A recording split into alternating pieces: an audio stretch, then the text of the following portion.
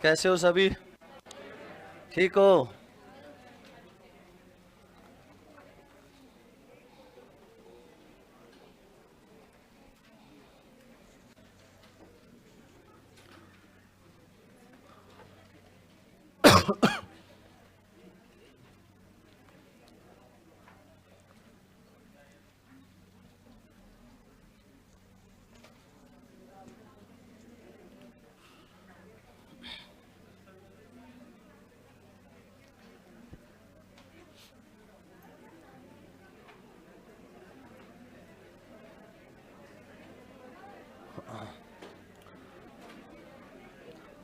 क्या चल रहा था? संधि।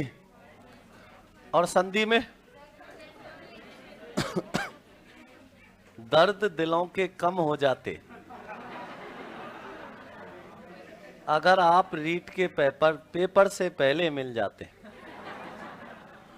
कपिल करेला अब कर लेना जो वहां जब करना था वो। सर चाय पी लो, वहीं से पिलाओगे क्या? है क्या चल रहा था? संधि। और संधि में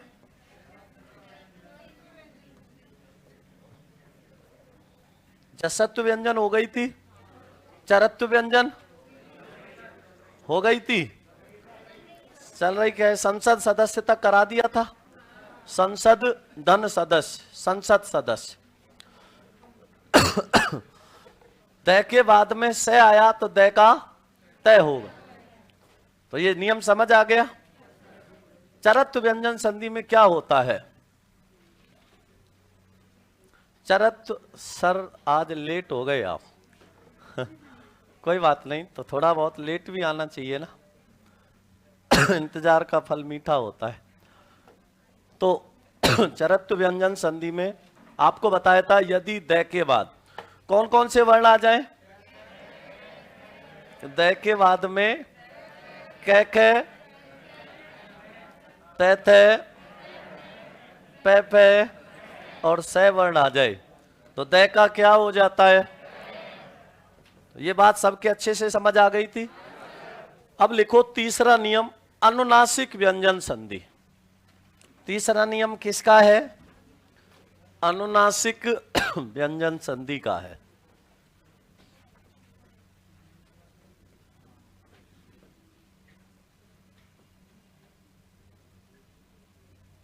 अनुनासिक व्यंजन संधि। और अनुनासिक व्यंजन संधि के किताबों में आज तक आपने नियम पढ़े हैं 2। हम पढ़ेंगे 3। यदि मैं के बाद में क्या आ जाए? का से लेकर भय तक का कोई वर्ण आ जाए। का से लेके भय तक, लेकिन किसको छोड़कर? पंचम वर्ण को छोड़कर।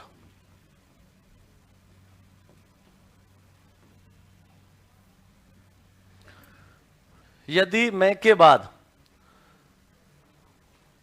क्या आ जाए? का से लेके भय तक का कोई वर्ण आ जाए तो मैं का अनुस्वार अथवा पंचम वर्ण दोनों हो जाता है। मैं का क्या हो जाएगा? अनुस्वार और पंचम वर्ण दोनों हो जाएगा।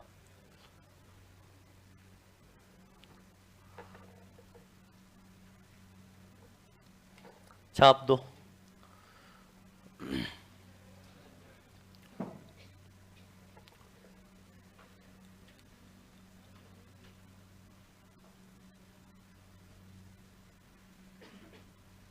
और कल किसी के पैसे गिरे थे क्या क्लास में? किसके गिरे थे? हाथ खड़े करे, किसके गिरे थे? जाते टाइम लेके जाना है ना, और जिसको मिले थे वो दे के जाना है ना। लिखो, यदि मैं के बाद, यदि मैं के बाद का से लेकर भय तक का कोई वर्ण आ जाए, यदि मां के बाद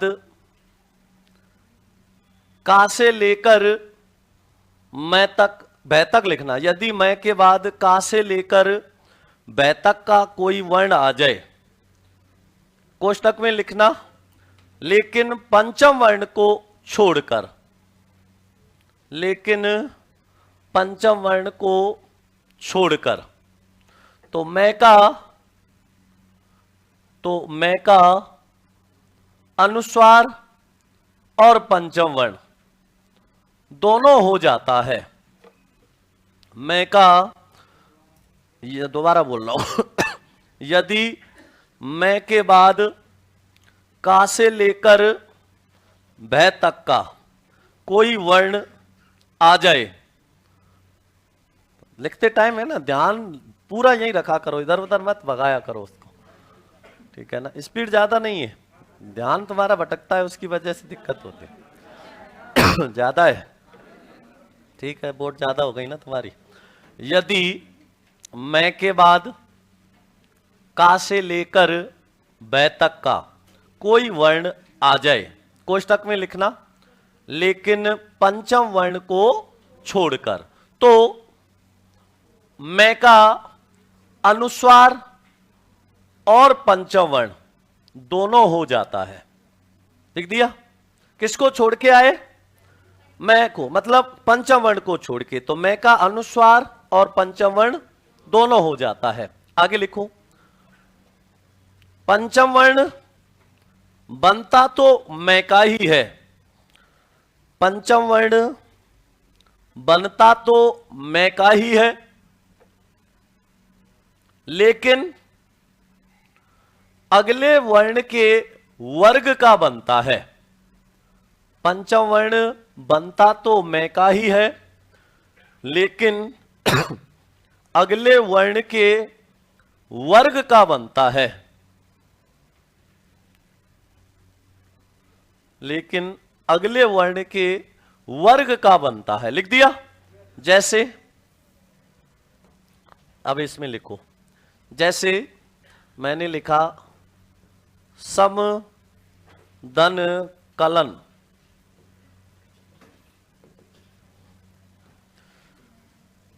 मैं के बाद में क्या आया? क्या आया? तो मैं का क्या हो गया? अनुस्वार हो गया। तो क्या लिखा? संकलन। अब पंचम वर्ण बनेगा तो किसका? मैं का, लेकिन किसके वर्ग का? कै के वर्ग का। और कै वर्ग का पंचम वर्ण क्या होता है? अंग। क्या लिखा? संकलन। और संकलन कैसे लिख सकते हैं? ऐसे भी लिख सकते हैं। तो ये भी कैसा रूप है? शुद्ध रूप, क्योंकि ऊपर वाला हमेशा अधूरा और नीचे वाला हमेशा पूरा होता है। ये आपको विशेष ध्यान रखना है। तो मैं का अनुस्वार भी होगा और पंचम वर्ण भी। अनुस्वार किसका बना? मैं का ही। पंचम वर्ण भी किसका बना? मैं का ही, लेकिन किसके वर्ग का? अगले वर्ण के वर्ग का। तो समधन कलन क्या हो गया? संकलन। संकलन का मतलब क्या है? इकट्ठा करना या चुनना होता है। इसी प्रकार मैंने यहां पर लिखा सम धन कर, सम धन कर। मैं के बाद में क्या आया? क्या आया? तो मैं का क्या हो जाएगा? अनुस्वार। क्या लिखा? संकर। मैं का क्या बनेगा? पंचम वर्ण। किसके वर्ग का? कै के वर्ग का। क्या लिखेंगे? संकर। अब मैं का पंचम वर्ण भी बनेगा तो किसके वर्ग का? कै के वर्ग का। तो ये अंग हो गया। और इसको ऐसे लिख देंगे तो ये भी कैसा रूप है? शुद्ध रूप है। कैसा रूप है?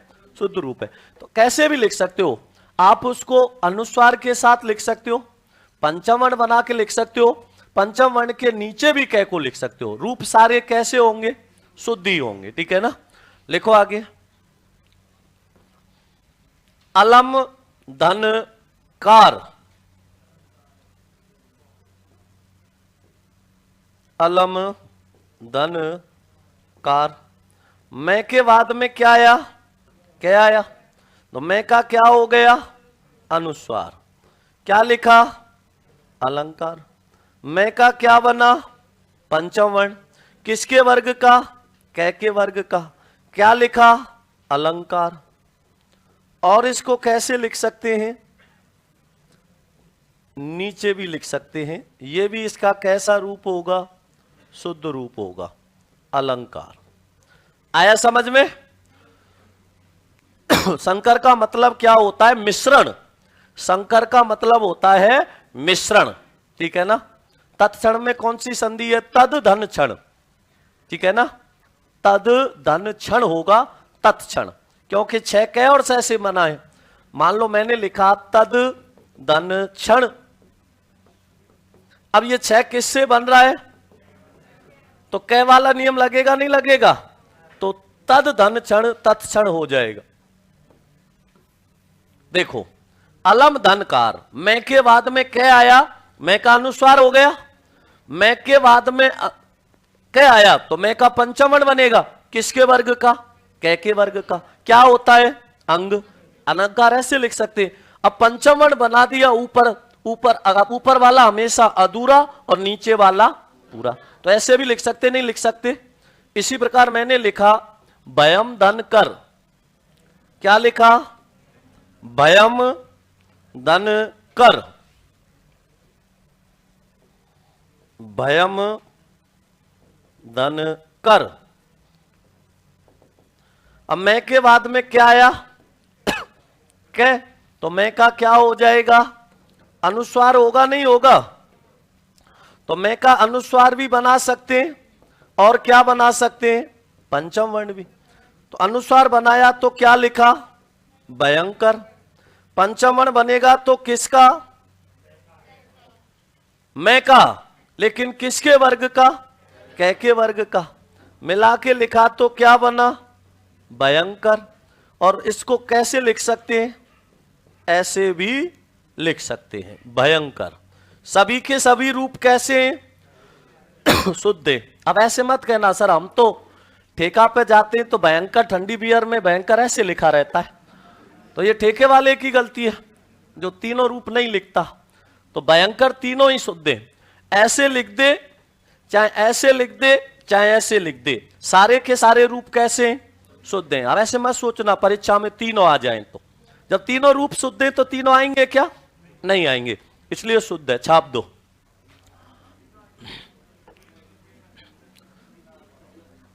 संकर, संकर में ऐसा क्या है, सम धनकर, मैं के बाद में क्या आया तो मैं का अनुस्वार, मैं का पंचमण बनेगा, मैं का अनुस्वार बनेगा तो अनुस्वार बना दिया, मैं का पंचमण बनेगा, लेकिन किसके वर्ग का, अगले वर्ण। अगला क्या है, कै, कै वर्ग का पंचमण अंग। अब कै कैसा है, पूरा अंग, अधूरा है, तो इसको ऐसे भी लिख सकते हैं। और ये बात आप अच्छे से जानते हो, ऊपर वाला हमेशा अधूरा और नीचे वाला पूरा होता है। तो सारे रूप कैसे हैं, शुद्ध हैं, ठीक है। एक शंकर भगवान शिव वाला, वश में करने वाला, तो वो भी लिख सकते हैं इसमें, वो लिख दो, सम धन कर, लिख दो, सम धन कर। मैं के बाद में क्या आया, क्या आया, तो मैं का क्या हो गया, अनुस्वार। कैसे लिखा, शंकर।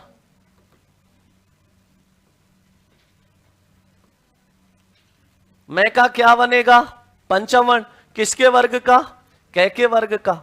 और कैसे लिख सकते हैं, शंकर, ऐसे भी लिख सकते हैं। और पंचमण बनाया तो ऊपर पंचमण, नीचे कै आ गया, शंकर, ऐसे भी लिख सकते हैं। सम का मतलब होता है समान, इस सम का मतलब है शांति। कर्मण होता है करने वाला, और शांति करने वाला कौन होता है, शंकर होता है। छाप दो।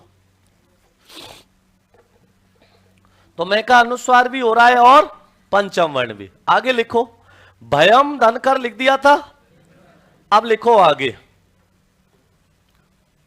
जैसे सम धन गम, सम धन गम। मैं के बाद क्या आया, ग, तो मैं का क्या हो गया, अनुस्वार, तो क्या लिखा, संगम। पंचमण बनेगा तो किसका, ग के वर्ग का, क्या होता है, संगम। और कैसे लिख सकते हैं इसको,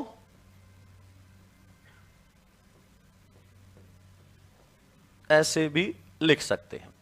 आया समझ में? तो सम धन गम क्या हो जाएगा? संगम। संगम का मतलब क्या होता है? एक दूसरे से मिलना होता है।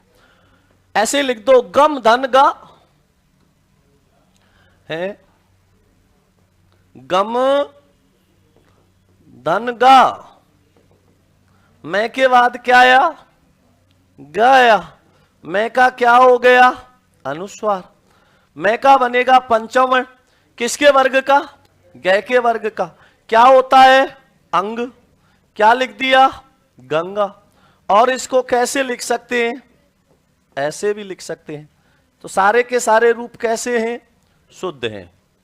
तो गंगा ऐसे कहीं लिखा मिल जाए तो गलत मत समझना, सही होगा। तो गम धन गा गंगा छाप दो। तो सम धन गम संगम, गम धन गा गंगा। आगे लिखो, सम धन घटन,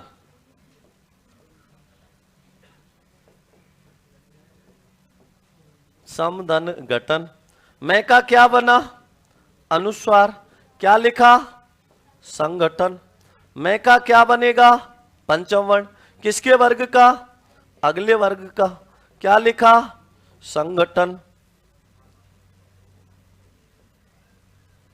और इसको कैसे लिख सकते हैं? संगठन ऐसे भी लिख सकते हैं। तो मैं का अनुस्वार और पंचम वर्ण दोनों हो जाता है। पंचम वर्ण बनता तो किसका है? मैं का ही, लेकिन किसके वर्ग का? अगले वर्ण के वर्ग का। छाप दिया। आ रहा है समझ? नहीं आ रहा है? कोई चीज ना समझ आए तो बेझिझक पूछ लेना। उड्डयन, उत धन डयन, ये तय अथवा दय की संधि में आएंगे, ठीक है ना? तय अथवा दय की संधि में आएंगे। आप जो कह रहे हो उड्डयन, उल्लास, सज्जन, तय अथवा दय की संधि कराएंगे लास्ट में। आगे लिखो। अब चय का वर्ग ले लिया, सम धन चय, सम धन चय। मैं के बाद में क्या आ रहा है? का से लेके भा तक के वर्ण में आ रहा है। तो मैं का क्या हो जाएगा? अनुस्वार हो जाएगा। तो इसे क्या लिखेंगे?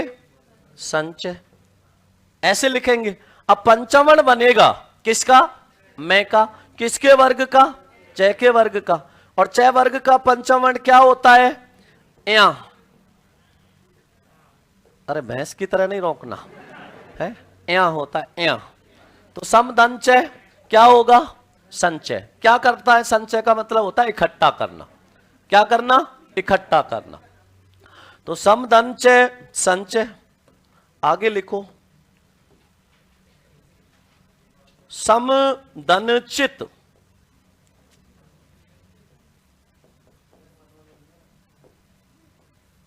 तो मैं का क्या हो जाएगा? अनुस्वार। क्या लिखा? संचित। और इसको कैसे लिख सकते हैं? यहां बना के समधन चित संचित। तो मैं का अनुस्वार हो गया और पंचम वर्ण भी हो गया। तो समधन चित संचित हो गया। आगे लिखो, समधन जीवनी, सम धन जीवनी। मैं का क्या हो गया? अनुस्वार हो गया। क्या लिखा? संजीवनी। मैं का क्या बना? पंचम वर्ण। किसके वर्ग का? चय के वर्ग का। क्या बना? या।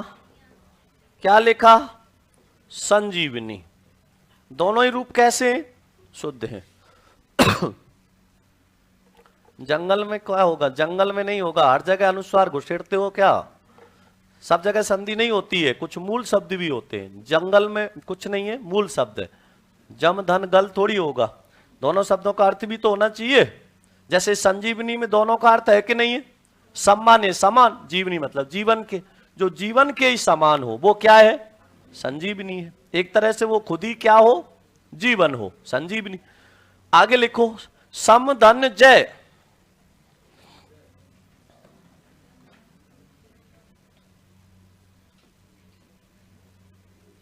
सम धन जय। मैं के बाद क्या आया? ज आया। तो मैं का क्या हो गया? अनुस्वार। मिला के लिखा तो क्या बना? संजय। अब पंचम बनेगा तो किसके वर्ग का? जय के वर्ग का। क्या होता है? या मिला के लिखा तो संजय। अब मैंने देखा है जिनका नाम संजय होता है वो संजय ऐसे लिख लेते ये गलत होता है, क्योंकि जो अगला वर्ण आता है उसी के वर्ग का पंचम वर्ण बनता है। तो संजय कौन सा शुद्ध होगा? ये शुद्ध होगा। आगे लिखो सम धन ताप। क्या बनेगा? अनुस्वार तो संताप। पंचम वर्ण बनेगा तो किसके वर्ग का? तय के वर्ग का। क्या बना? संताप। जिसका तापमान कैसा हो? समान हो, संताप। आगे लिखो आगे लिखो सम धन तोष। सम धन तोष। मैं का क्या बना? अनुस्वार। क्या बना दिया? संतोष। मैं का क्या बना?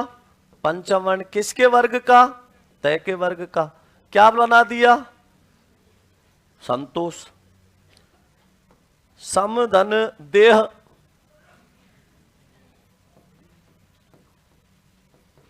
क्या हो जाएगा? अनुस्वार। क्या लिख दिया? संदेह। पंचम वर्ण बनाया तो नहीं बना। क्या लिखा? संदेह। छाप दो।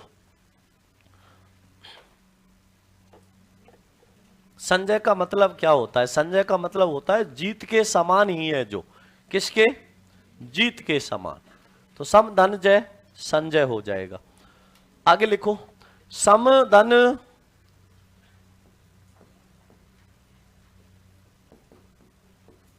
देश। क्या हो जाएगा?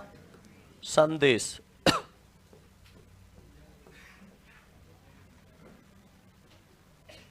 सही है?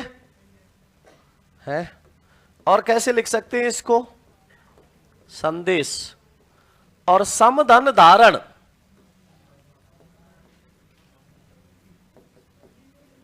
मैं का क्या हो जाएगा? अनुस्वार। सेम कर दिए क्या? इसका क्या बना दो? अनुस्वार। समधन धारण क्या हो गया? संधारण। तो इसको ऐसे भी लिख सकते हैं और इसको क्या बना सकते हैं? पंचम वर्ण। क्या लिखेंगे? संधारण। क्या मतलब होता है संधारण का? धारण करना होता है। तोष का मतलब क्या होता है? तोष का मतलब होता है प्रसन्न। आशु तोष। आशु माने शीघ्र, तोष माने प्रसन्न होने वाला। कौन होता है आशुतोष? भगवान शिव। शीघ्र ही प्रसन्न होने वाला है जो। आशु माने शीघ्र, तोष माने प्रसन्न। भगवान शिव। तोष का मतलब होता है प्रसन्न। सम धन तोष। थोड़े से ही जो क्या हो जाता है? प्रसन्न। कौन? संतोष। आगे लिखो सम धन पूर्ण। अब मैं के बाद क्या आया? वह वर्ण आया। तो मैं का अगले वर्ण के वर्ग का कौन सा हो जाएगा? पांचवा। क्या होता है? मैं ही होता है। तो सम धन पूर्ण क्या हो गया? संपूर्ण हो गया। और अंत में लिख दो इसका सम धन भव। सम धन भव। मैं का क्या हो गया? अनुस्वार। क्या लिखा? संभव। पंचम वर्ण बनेगा तो किसका? किसके वर्ग का? भय के वर्ग का। क्या होता है? मैं। सम धन भव संभव है। गंगा। गम धन गा। दिखाया तो था। किसका गा? गंगा का। गा मतलब होता है गमन करना। गम माने गम के लिए। गंगा में क्यों जाते हो? है गमों का गमन करने के लिए, पापों का छुटकारा पाने के लिए। जिंदगी में बहुत सारे पाप कर देते हो है, और गंगा में जाने के बाद वापस लौट के तो और ज्यादा करते हो है। सोचते हो अब तो सारे खत्म हो गए और जोड़ो फिर जाएंगे। लिखो आगे। सम धन तान हो जाएगा। तान का मतलब होता है प्राप्त होना। तो नियम कह रहा है कि यदि मैं के बाद का से लेके बै तक का कोई वर्ण आ जाए लेकिन पंचम वर्ण को छोड़ के, तो मैं का अनुस्वार और पंचम वर्ण दोनों हो जाता है। पंचम वर्ण किसका बनता है? मैं का ही, लेकिन किसके वर्ग का? अगले वर्ण के वर्ग का। यहां तक समझ आ गया? कोई कंफ्यूजन तो नहीं है? अब इसके अपवाद बहुत ज्यादा महत्वपूर्ण है। नियम तो क्या कह रहा है कि मैं के बाद का से लेके बै तक का कोई वर्ण आएगा तो मैं का केवल क्या होगा? अनुस्वार या पंचम वर्ण होगा। लेकिन ऐसा नहीं हुआ तो मैंने लिखा समधनकार। मैं के बाद में क्या आ रहा है? नहीं आ रहा, तो मैं का क्या बनेगा? अनुस्वार, और आगे कार का कार लिख दिया तो ये बनता है क्या? इसका क्या बन जाता है? संस्कार। तो बताइए अपवाद है कि नहीं? तो लिखो अपवाद। क्या हुआ बताना है क्या? अभी बता रहा हूं ना, ये अपवाद में लिखा रहा हूं इसको। लिखो अपवाद। और अपवाद नंबर 1, 2 अपवाद लिखेंगे, 2 तरह के। पहला लिखो, यदि सम उपसर्ग के बाद, किसके बाद? सम उपसर्ग के बाद क्या आ जाए? कृ धातु से बनने वाले शब्द आ जाए। कृ धातु से बनने वाले शब्द होते कृत, कृति, कर्ता, करण, कार और कार्य। तो सम उपसर्ग और कृ धातु के बीच किसका आगम हो जाता है? दंत्य स का। और जब भी किसी व्यंजन का आगम होता है हमेशा कैसा होता है? अधूरा। और इस मैं का क्या हो जाएगा? अनुस्वार। छाप दो और लिखो आगे।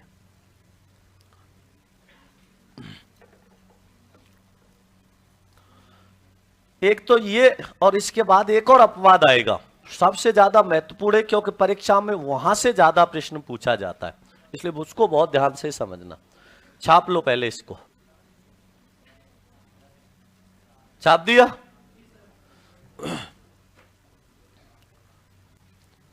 अंजू का संधि क्या होगी? अंजू का, अंजू में क्या संधि होगी? अंजू खुद संधि है।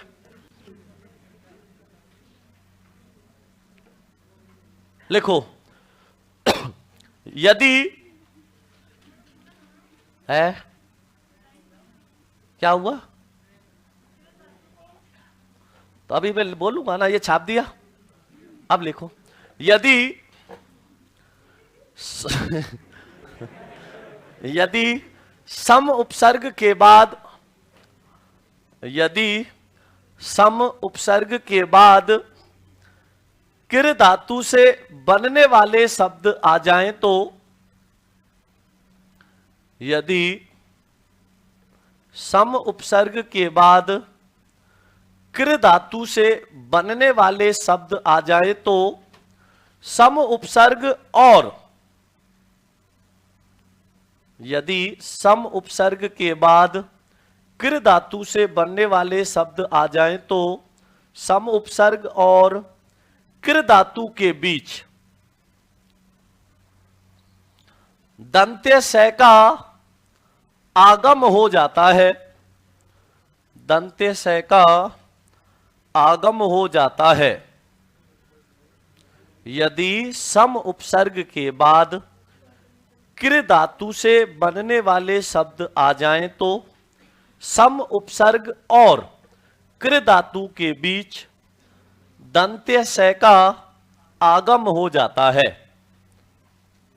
तथा मैं का अनुस्वार हो जाता है। तथा मैं का अनुस्वार हो जाता है। अब देखो कृ धातु से बनने वाले शब्द कौन कौन से होते हैं? कृ धातु से बनने वाले शब्द होते हैं कृत, कृति, कर्ता, करण, कार और कार्य। ये 6 शब्द हैं जो किससे बनते हैं? कृ धातु से। और ये किसके बाद आ जाए? सम उपसर्ग के बाद। किसके बाद आ जाए? सम उपसर्ग के बाद।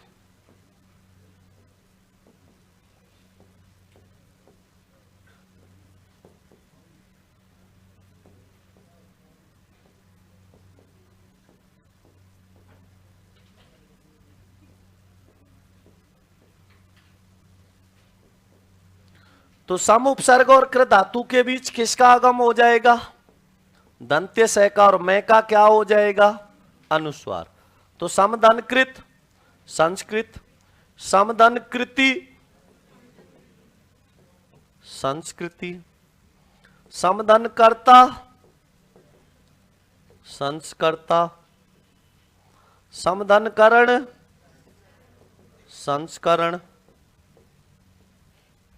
समदनकार संस्कार, और समधन कार्य संस्कार। तो सम उपसर्ग के बाद कृ धातु से बनने वाले शब्द आ जाए तो सम उपसर्ग और कृ धातु के बीच किसका आगम हो जाता है? दंत्य स का, और मैं का अनुस्वार हो जाता है। छाप दो। समझ आ गया? तो ये अपवाद क्यों है? क्योंकि नियम के अनुसार केवल अनुस्वार या पंचम वर्ण ही होना चाहिए था, लेकिन यहां तो किसका आगम हो रहा है? ठीक है ना? विश्वास का संधि विच्छेद क्या होगा? विश्वधनास। छाप लिया? तो आप तो छापते रहा करो, मेरे तो कहना होता है ऐसे।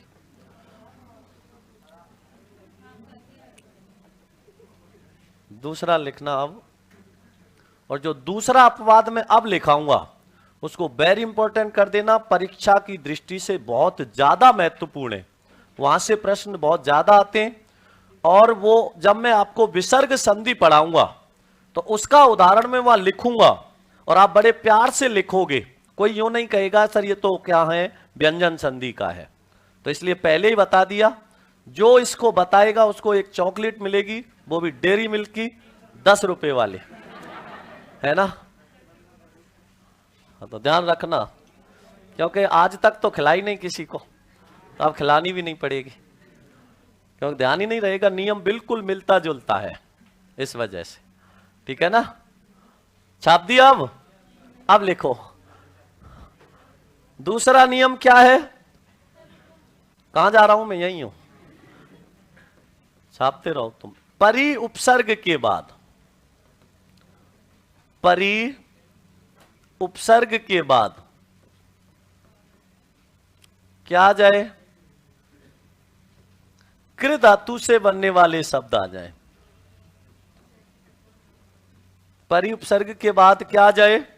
कृ धातु से बनने वाले शब्द आ जाए। तो परि उपसर्ग और कृ धातु के बीच किसका आगम हो जाता है? मूर्धन्य स का आगम हो जाता है। वहां किसका आगम हो रहा था? दंत्य स का आगम हो रहा था। और यहां किसका होगा? और जब भी किसी व्यंजन का आगम होता है तो वो हमेशा कैसा होता है? अधूरा होता है। छाप दो।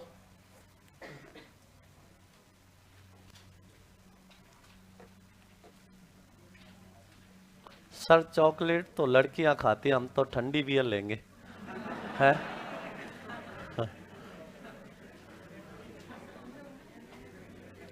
देखो,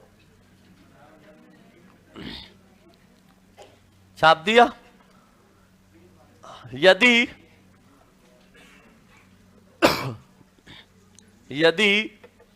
परि उपसर्ग के बाद,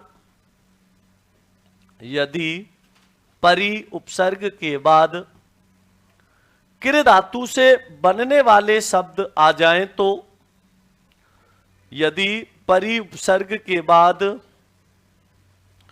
कृ धातु से बनने वाले शब्द आ जाएं तो परि उपसर्ग और कृ धातु के बीच, परि उपसर्ग और कृ धातु के बीच मूर्धन्य स का आगम हो जाता है यदि परि उपसर्ग के बाद किर धातु से बनने वाले शब्द आ जाएं तो परि उपसर्ग और किर धातु के बीच मूर्धन्य स का आगम हो जाता है। और जब मूर्धन्य स का आगम होगा तो कैसा होगा? अधूरा। अरे अभी भी नहीं लिखा क्या है? क्या करते हो तुम, है ना? इतना धीरे बोल रहा हूं फिर भी। यदि परि उपसर्ग के बाद किर धातु से बनने वाले शब्द आ जाए तो परि उपसर्ग और किर धातु के बीच मूर्धन्य स का आगम हो जाता है। और मूर्धन्य स भी कैसा होता है? अधूरा। अनुनासिक व्यंजन संधि तो नाम दे दिया है, संधि व्यंजन पूछेगा इसमें। अब कृत धातु से बनने वाले शब्द कौन कौन से होते हैं? कृत, कृति, कर्ता, करण, कार और कार्य। किसके बाद आ जाएंगे? परि उपसर्ग के बाद। किसके बाद आ जाएं? परि उपसर्ग के बाद।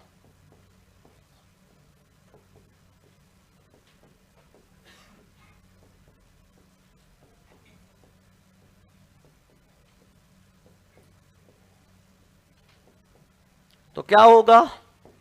परिधनकृत क्या बनेगा? परिष्कृत। परिधनकृति, परिष्कृति। परिधनकर्ता, परिष्कर्ता। परिधनकरण, परिष्करण। परिधनकार, परिष्कार। और परिधनकर्ता, परिष्कर्ता। अच्छा, कार्य का परिष्कार, कार्य, सॉरी, परिष्कार्य। परि उपसर्ग के बाद कृ धातु से बनने वाले शब्द आए तो परि उपसर्ग और कृ धातु के बीच किसका आगम हो गया? मूर्धन्य स का। वो भी कैसा? अधूरा। दोनों अपवाद समझ आ गए? तो ध्यान रखना दोनों का, ठीक है ना? छाप दो। तो ये क्या हो गया? अनुनासिक व्यंजन संधि का पहला नियम और उसके दो अपवाद। अब लिखो इसका दूसरा नियम। अनुनासिक व्यंजन संधि नहीं मानी जाएगी, इसमें व्यंजन संधि मानी जाएगी। नाम नहीं पूछता, ये तो सुविधा के लिए मैंने नाम अलग अलग रख दिए हैं। छाप लिया? अब लिखो अनुनासिक व्यंजन संधि का दूसरा नियम।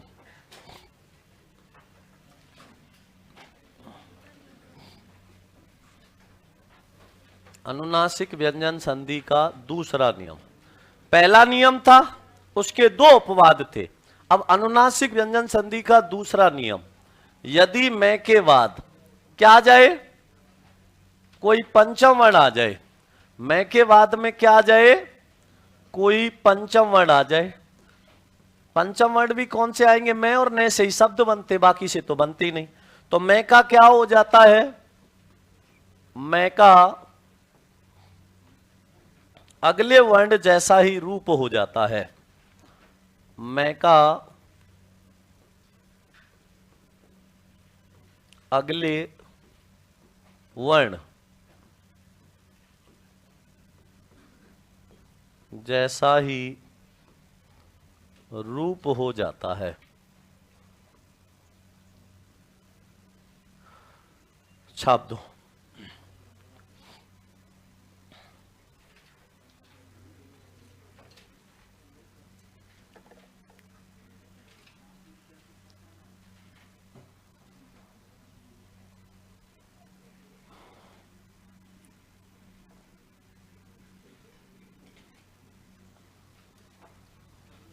तो नियम क्या कह रहा है कि मैं के बाद में क्या आएगा, पंचम वर्ण आएगा, तो मैं का क्या होगा, अगले वर्ण जैसा रूप।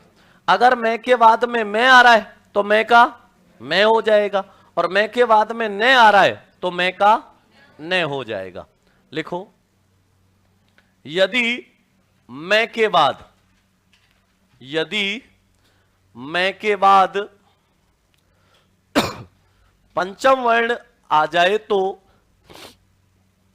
यदि मैं के बाद पंचम वर्ण आ जाए तो मैं का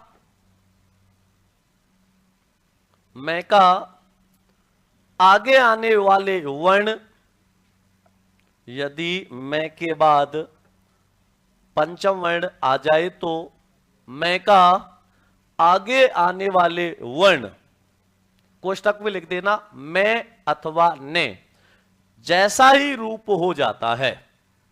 मैं का आगे आने वाले वर्ण, कोष्टक में लिख देना मैं अथवा ने, जैसा ही रूप हो जाता है। कैसे? मैंने लिखा सम धन मान। मैं के बाद में क्या आया, मैं ही आया, तो मैं का क्या हो जाएगा, अगले वर्ण जैसा ही रूप। क्या बना? अब मैं सम्मान ऐसे लिख सकता हूं क्या, है? सम्मान ऐसे लिखा जा सकता है क्या? तो फिर नियम में तो आप ऐसे पढ़ते हो, यदि मैं के बाद क्या आ जाए, का से लेके मैं तक पढ़ा नहीं पढ़ा आज तक, तो मैं के बाद मैं आने पे तो अनुस्वार बन सकता है क्या? नहीं बन सकता। तो अगले वर्ण जैसा ही रूप बनेगा नहीं बनेगा? तो इसलिए मैंने 3 नियम किए 2 की जगह। सम धन मान क्या होगा, सम्मान। सम धन मोहन, सम धन मोहन। मैं के बाद में क्या आया, मैं ही आया, तो मैं का भी क्या हो गया, मैं ही हो गया। मिला के लिखा तो सम्मोहन। क्या होता है सम्मोहन? वश में कर लेना है, सम्मोहित कर लेना, आंखों आंखों में ही होता है, नहीं होता, सम्मोहित किया जाता है। आप देखते होंगे सन्नाटा नहीं आएगा आमीन खान, सन्नाटा मूल है इसमें, समधन नाटा थोड़ी होगा। सम्मोहन का मतलब होता है मोहित कर लेना, और मोहित किया जाता है, मोहन कहते हैं भगवान श्री कृष्ण को। तो सम्मोहन, और भगवान श्री कृष्ण क्या करते हैं, मोहित करते हैं। तो मोहित कर लेना, बस में कर लेना। तो सम धन मोहन, कुछ होते ना लोग सम्मोहित कर देते, ऐसे सम्मोहित कर देते हैं कि फिर बस उसके अलावा कुछ भी दिखता ही नहीं है, बस वो ही वो दिखता है, उसी को क्या कहते हैं, सम्मोहन। आगे लिखो, सम धन मिलित, सम धन मिलित। ये शक्तियां भगवान ने लड़कियों को ज्यादा दी है।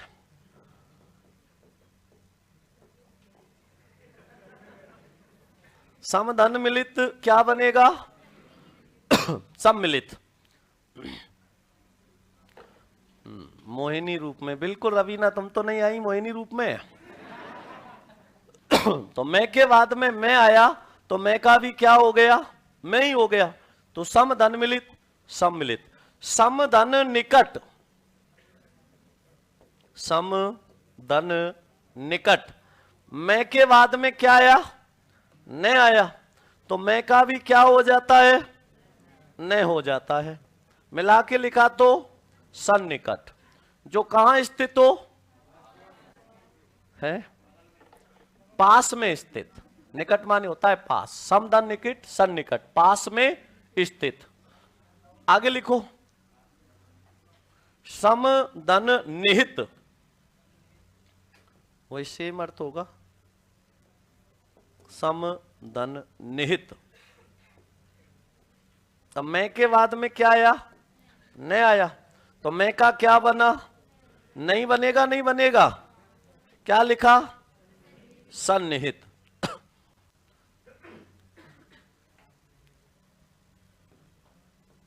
और सम धन न्यासी, इसका ध्यान रखना, वर्षों से हम इसको अनुस्वार के साथ प्रयोग कर रहे हैं। किसके साथ?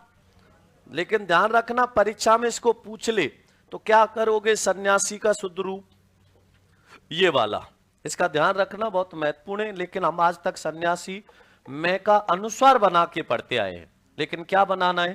पंचम वर्ण। छाप दो, सम धन्य न्यासी सन्यासी। आ गया समझ में? तो मैं के बाद में क्या आया? कोई पंचम वर्ण आया तो मैं का अगले वर्ण जैसा ही रूप हो गया। मैं के बाद में मैं आया तो मैं का मैं हो गया, और मैं के बाद में न आया तो मैं का न हो गया।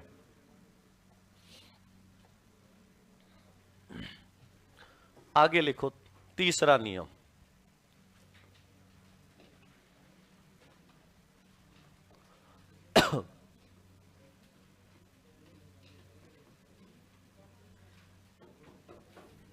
तीसरा नियम, मैं के बाद में कौन कौन से वर्ण आ जाएं? ये, रे, ले, वे, तीनों से और साथ में है। तो यदि मैं के बाद कौन से वर्ण आ जाएं? अंत्यस्थ और ऊष्म। यदि मैं के बाद कौन से वर्ण आ जाएं? अंत्यस्थ और ऊष्म।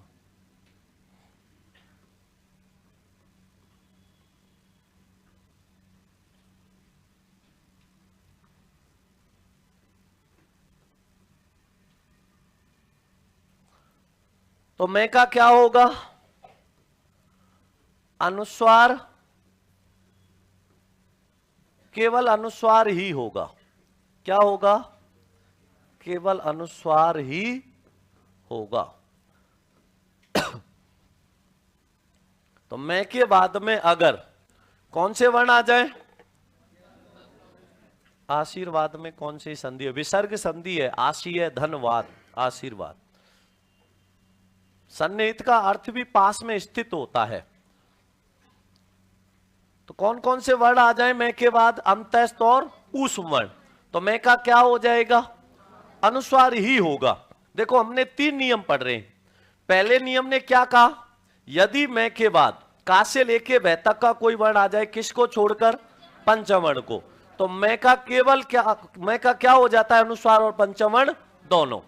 यदि मैं के बाद में पंचम वर्ण आ जाए तो मैं का क्या होगा? अगले वर्ण जैसा ही रूप हो जाएगा। और यदि मैं के बाद में क्या आ जाए? अंत्यस्थ और ऊष्म वर्ण आ जाए तो मैं का केवल क्या होगा? अनुस्वार। तीनों बात समझ आ गई? तो लिखो, यदि मैं के बाद, यदि मैं के बाद येरे लेबे कोष्टक में लिख देना अंत्यस्थ। यदि मैं के बाद येरे लेबे कोष्टक में क्या लिखोगे? अंत्यस्थ। और तीनों से साथ में है, कोष्टक में लिख देना ऊष्म। तो यदि मैं के बाद येरे लेबे कोष्टक में क्या लिखा? अंत्यस्थ। और सा, से और है वर्ण कोष्टक में लिख देना ऊष्म। वर्ण आ जाए तो, वर्ण आ जाए तो मैं का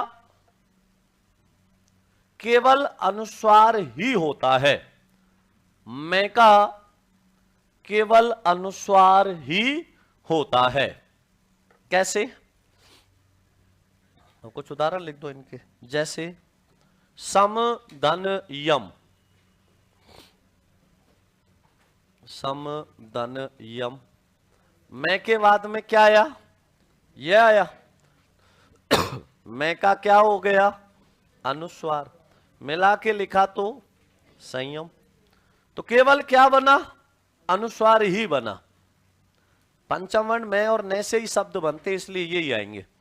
समधन योग क्या बना? समधन योग। मिला के लिखा तो क्या बना? तो मैं का क्या हो गया? अनुस्वार हो गया। मिला के लिखा तो संयोग हो गया। सम धन रचना, सम धन रचना, मैं का क्या बना? अनुस्वार। क्या लिखा? संरचना। सम धन रूप, सम धन रूप क्या बना? समरूप। जिनका रूप कैसा हो? समान हो, एक जैसा हो। तो सम धन रूप क्या हो गया? समरूप हो गया। सम धन राष्ट्र,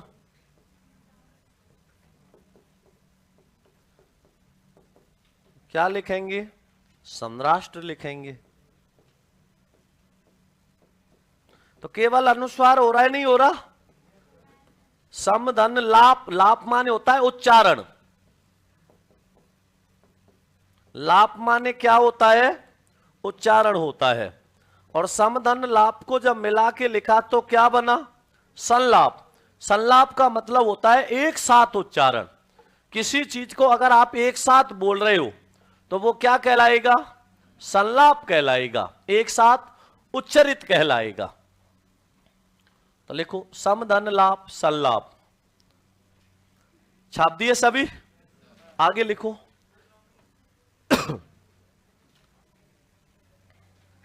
समधन लग्न, लग्न माने होता है जुड़े हुए।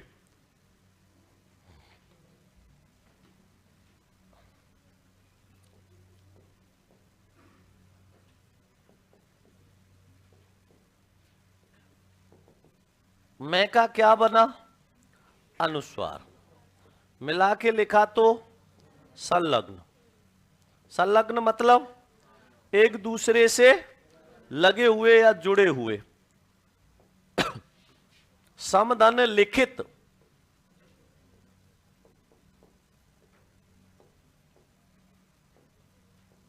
क्या होगा? संलिखित।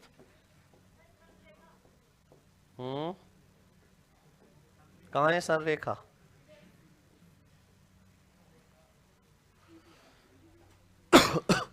समधन लिखित संलिखित। संकलन इसमें कहां आएगा? हाँ, संरेखा आ जाएगा। समधन रेखा संरेखा हो जाएगा। आगे लिखो समधन विधान। समधन विधान। मैं का क्या बनेगा? केवल अनुस्वार बनेगा। और मिला के लिखा तो संविधान। संविधान क्या होता है? सम्यक कानून, कानूनों का संग्रह होता है। संविधान किसको कहते हैं? कानूनों का संग्रह या सम्यक कानून होता है। लिख दिया। समधन लिखो आगे। समधन, सम की जगह स्वयं लिखो। अब सम बहुत लिख दिया। स्वयं धन वर, स्वयं धन वर। मैं के बाद में क्या आया? वह आया। तो मैं का केवल क्या बनेगा? अनुस्वार बनेगा। मिला के लिखेंगे तो क्या बनेगा? क्या होता है स्वयंवर? है अच्छा, स्वयंवर का मतलब होता है अपनी मर्जी से वर चुनना। लेकिन वो स्वयंवर नहीं होता। अपनी मर्जी से वर चुनते तो वो होता है आज के समय पे पसंद आया तो लेके गायब, ये है। वो स्वयंवर कहां होता? जो धनुष को तोड़ेगा वो जीतेगा, उससे विवाह होगा। और किस्मत देखो, जिसको पसंद करती है वो ही तोड़ता है धनुष, है? ऐसे ही होता है, नहीं होता? हाउसफुल 4 मूवी में कबूतर देखते हो, उसी पे बैठते हैं जिनको वो पसंद करती हैं। होते नहीं होते? कबूतर उसी पे जाके बैठते हैं जिनको वो पसंद करती हैं। तो ये स्वयंवर नहीं है। स्वयंवर होता है अब, है? स्वयंवर किया था किसने? संयोगिता ने। पृथ्वीराज चौहान ले गया था? नहीं, पृथ्वीराज चौहान को ले गई थी। पृथ्वीराज चौहान लेके नहीं भागा था, पृथ्वीराज चौहान को संयोगिता लेके भागी थी। वो होता है स्वयंवर, ये स्वयंवर नहीं होता।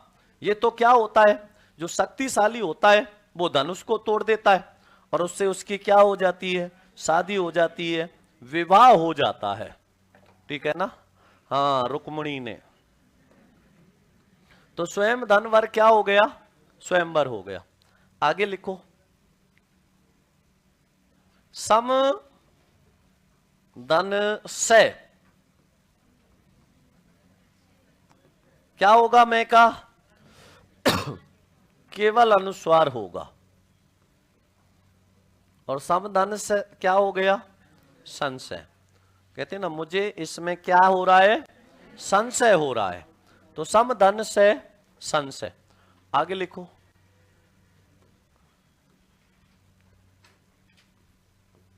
समधन सार मैं का क्या हो जाएगा, अनुस्वार। क्या लिखेंगे, संसार। सम धन स्मरण, सम धन स्मरण मैं का केवल क्या होगा, अनुस्वार होगा। क्या लिखेंगे, संस्मरण। स्मरण के समान जो खुद की याददाश्त में जो लिखा जाता है वो क्या है, संस्मरण। समधनहार, समधनहार क्या बनेगा, संहार। संहार का मतलब होता है मारना।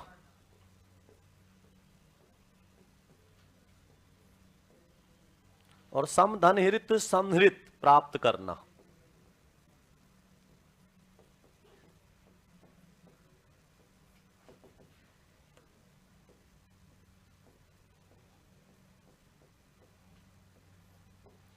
तो मैं के बाद कौन कौन से वर्ण आए,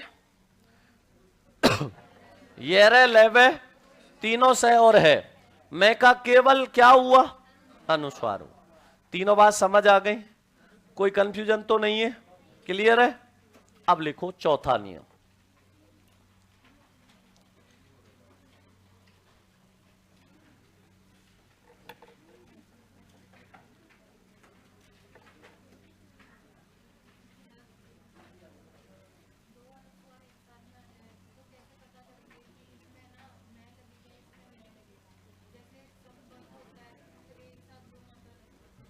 बट कोई समस्या नहीं, उससे क्या हो रहा है, अगला वर्ण देख लो बस। मान लो आप कहना चाह रहे हो, आपने लिखा जैसे संबंध, अब कैसे पता लगाएं क्या आएगा, तो आसान है।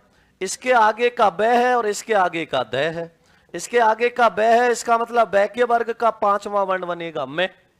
इसके आगे द है तो कौन सा लगेगा, ने। अगला वर्ण देखना है, इससे अगला, अनुस्वार से अगला, क्योंकि अनुस्वार ही पंचम वर्ण का बनता है, पंचम वर्ण ही अनुस्वार का, अगले वर्ण के वर्ग का। अब लिखो चौथा नियम, और चौथा नियम में लिखो मूर्धन्य व्यंजन संधि। कौन सी संधि, मूर्धन्य व्यंजन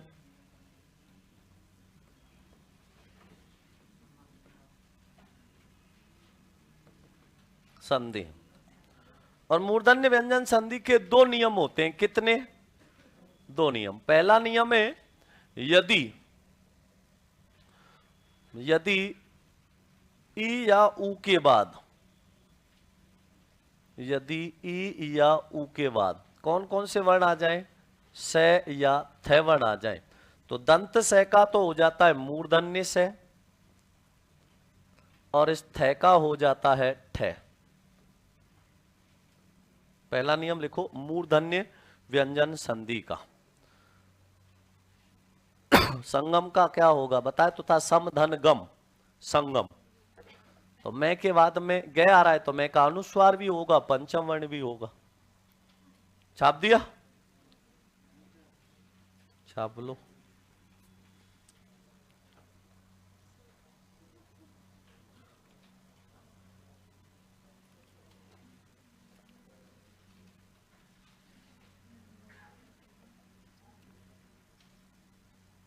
गुरुजी मुझे कुछ पूछना है। तो पूछो ना, क्या पूछना है?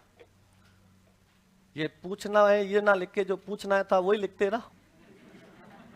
श्वेता शर्मा शायद नींद में है। देखो, यदि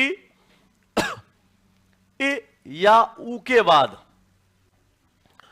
यदि इ या उ के बाद स या था वर्ण आ जाए तो, यदि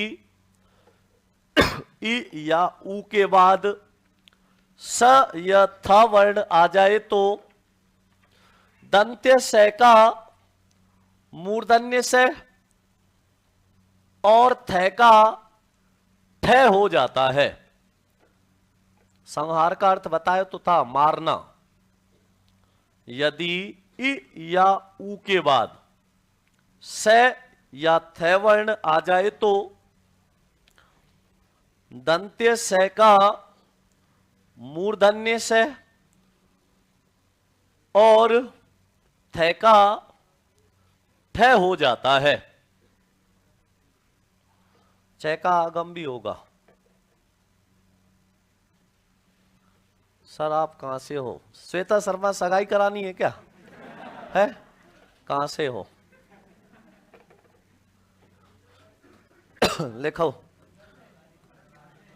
इ या उ के बाद में स या थ वर्ण आया तो दंत स का मूर्धन्य से और थ का ठ हो गया। कैसे? वि धन सम। अब प्रारंभ में क्या रही है? इ, बाद में क्या है? दंत से। कौन सा हो जाएगा? मूर्धन्य से। मिला के लिखा तो विषम बना। अब देखो मैंने आपको प्रारंभ में ही बताया था कि दोनों शब्दों का अर्थ वही होना चाहिए जो मूल शब्द का अर्थ है। ठीक है ना? वी का मतलब होता है भिन्न और सम का मतलब समान। जो समान से क्या हो वो क्या होता है? विषम मतलब विपरीत। तो दोनों शब्दों का अर्थ तो यही है कि नहीं है?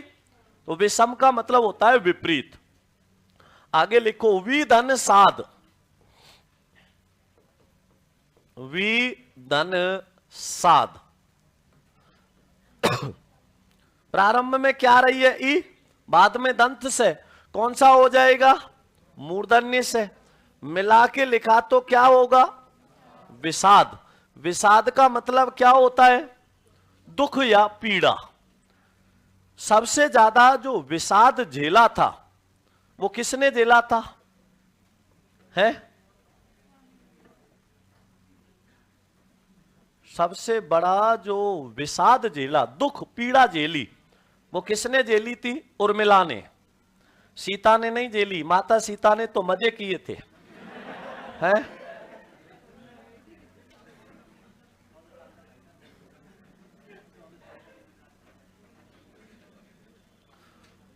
अब बेचारे उर्मिला का जीवन सबसे ज्यादा विषाद में कटा था।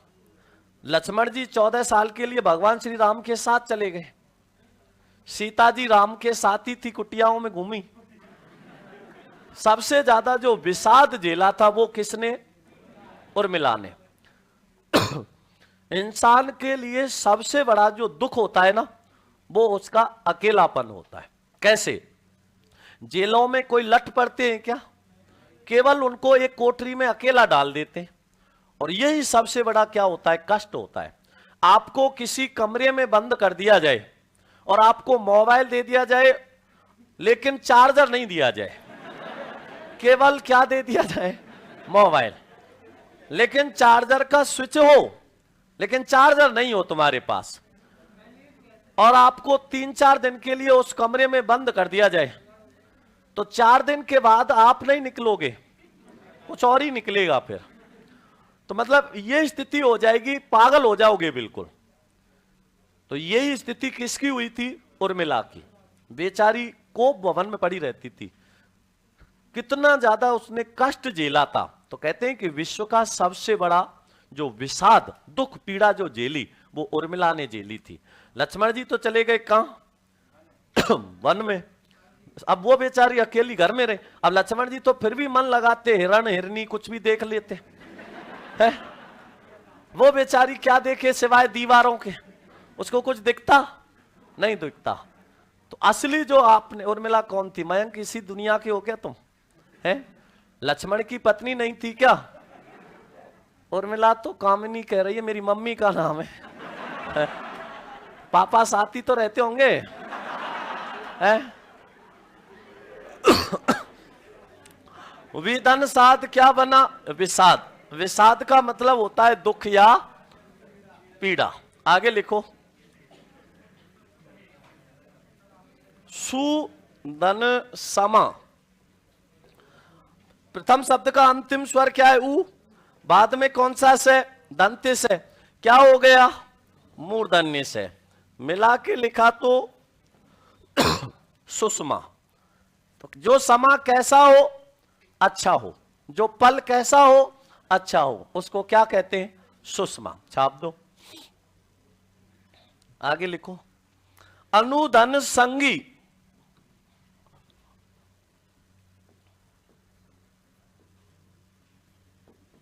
अनुधन संगी। प्रथम शब्द का अंतिम स्वर उ, बाद में क्या आया? से।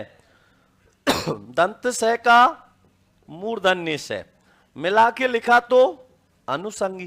कौन होता है अनुसंगी? जो साथ साथ या पीछे पीछे घूमता है, वो कौन होता है? अनुसंगी होता है। साथ साथ घूमने या रहने वाला अनुसंगी। छाप दो। आगे लिखो, सुदन स्मिता। सुदन स्मिता। स्मिता का मतलब होता है मुस्कान। प्रथम शब्द का अंतिम स्वर उ, बाद में कौन सा से? दंत्य से। क्या हो गया? मूर्धन्य से। मिला के लिखा तो सुस्मिता। सुस्मिता का मतलब होता है अच्छी मुस्कान वाली। जिसकी मुस्कान कैसी हो? अच्छी हो। कईयों की तो ऐसी है देख के ही डर लग जाए। तो सुदन स्मिता क्या बनता है? सुस्मिता। अच्छी मुस्कान वाली। जिसकी मुस्कान कैसी हो? अच्छी हो। सुस्मिता। आगे लिखो, युधि धन स्थिर।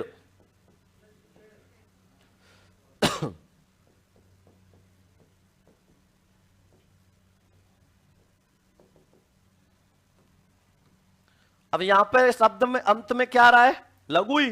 बाद में दंत से क्या हो गया? मूर्धन्य से।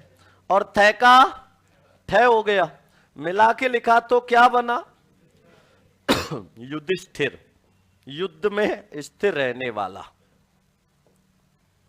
तो जो युद्ध में क्या रहे? स्थिर रहे। जो कभी युद्ध से क्या ना हो? टले नहीं, वो क्या है? युधिष्ठिर है। तो युधिष्ठिर ने सब कुछ दांव पे लगा दिया था। धन, वैभव, सम्मान, यहां तक कि लुगाई भी। लेकिन युद्ध से भागा क्या? नहीं भागा। सब कुछ हार गया था। तो युद्ध में स्थिर रहने वाला है जो कौन है? युधिष्ठिर है। लिखो आगे। किसका? अच्छा, प्रतिदन स्था। प्रतिदन स्था क्या बना? प्रतिष्ठा। प्रतिधन स्था प्रतिष्ठा। मैं पहले भी कह चुका हूं, नाम पे मत जाया करो, नाम में कुछ नहीं रखा। ठीक है ना? वर्षा नाम की लड़की भी किसी ना किसी के जीवन में आग लगा जाती है। तो नाम में कुछ नहीं रखा। जरूरी नहीं वो शीतलता ही दे, किसी का दिल भी जलाती होगी। तो प्रतिधनिष्ठा क्या होगा? प्रतिष्ठा। तो कैसे बना समझ आया? दंत से का मूर्धन्य से और थ का ठ मिला के लिखा तो क्या बना? प्रतिष्ठा। समझ आया? आगे लिखो,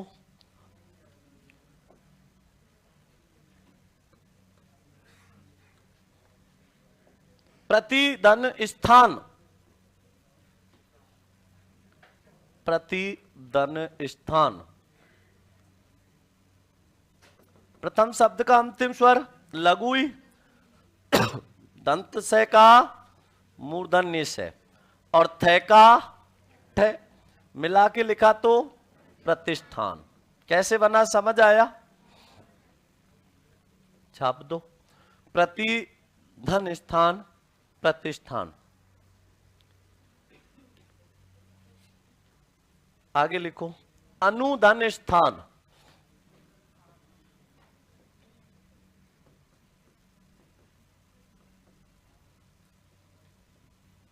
प्रथम शब्द का अंतिम स्वर उ,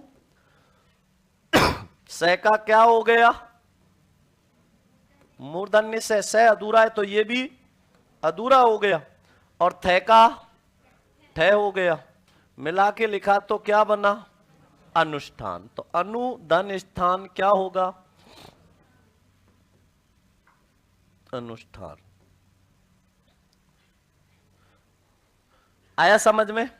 तो ई या ऊ के बाद क्या आया? से या थे वर्ण आया। तो दंत से का मूर्धन्य से और थे का ठे हो गया। इसमें किसी प्रकार की कोई कंफ्यूजन या डाउट है क्या?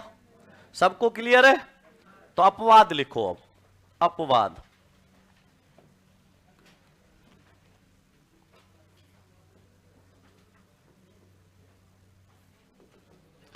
तो नियम कह रहा था कि ई या ऊ के बाद में से या थे वर्ण आ जाए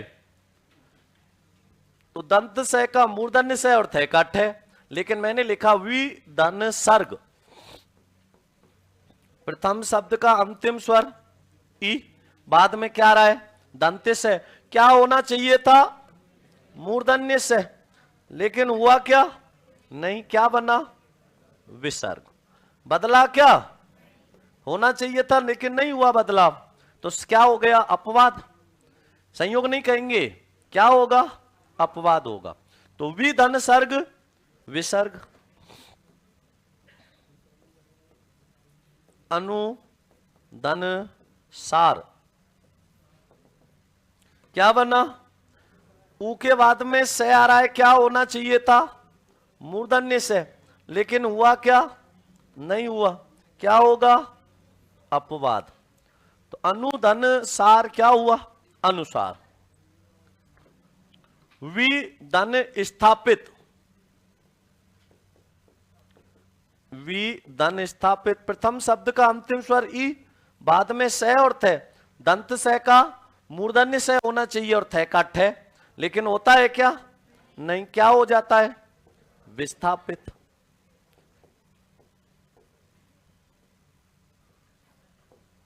विस्थापित मतलब होता है किसी जगह से दूसरी जगह चला जाना।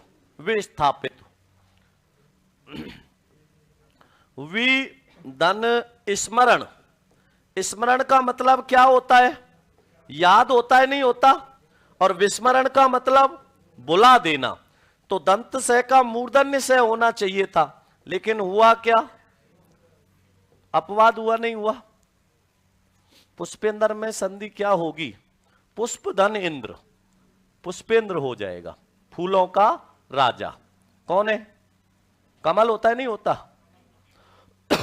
विसर्ग के अनुसार विस्थापित करके उसको विस्मरण कर दो। आया समझ में? तो ई या ऊ के बाद से या थे वर्ण आया। दंत से का मूर्धन्य से और थे का ठे होता है। लेकिन जब ऐसा नहीं हो रहा तो वो किस में जाएगा? अपवाद में। कोई कंफ्यूजन है क्या इस नियम में? समझ आ गया? लिखो इसी का दूसरा नियम। किसका? संयोग और अपवाद में ये फर्क होता है। ऐसा कोई नियम है और ऐसा नियम होने पर ऐसा नहीं हो रहा, फिर तो अपवाद है। और ऐसा कोई नियम ही नहीं है, फिर वो मिल रहे हैं, तो वो संयोग है। युग धन बोध क्या लिखा? युग बोध। अब इसको अपवाद नहीं कहेंगे, संयोग कहेंगे, क्योंकि ऐसा कोई नियम नहीं है गय के बाद में बै आए तो गय में कोई विकार नहीं होता। लेकिन ऐसा नियम है कि ई के बाद में से आ रहा है तो इसका मूर्धन्य से होगा। तो जो नियम है वैसा नहीं हो रहा तब तो अपवाद है, और नियम नहीं है फिर वे मिल रहे तो वो संयोग है। कितने नियम हुए? पहला। अब इसका ही दूसरा नियम। मूर्धन्य से के बाद क्या आ जाए? तय या थे वर्ण आ जाए। तो तय का तो क्या हो जाता है? टे, और इस थे का क्या हो जाता है? ठे। छाप दो। मूर्धन्य से के बाद तय या थे वर्ण आए तो तय का तो हो जाता है टे और थे का ठे। छाप लो।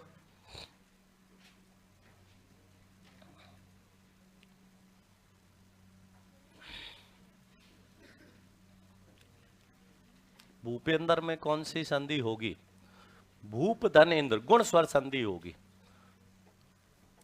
परिषद भी इसी में आएगा। अरे परिषद भी इसी में आता है।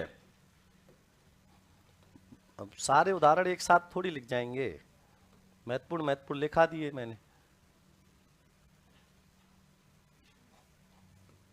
परिषद भी किस में आएगा? इसी में आएगा,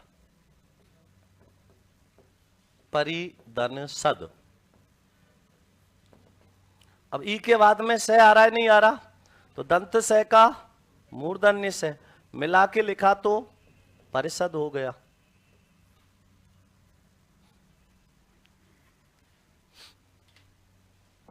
अरे सतीश यादव, जवाब तुम्हारे प्रश्न का क्या दे दूं?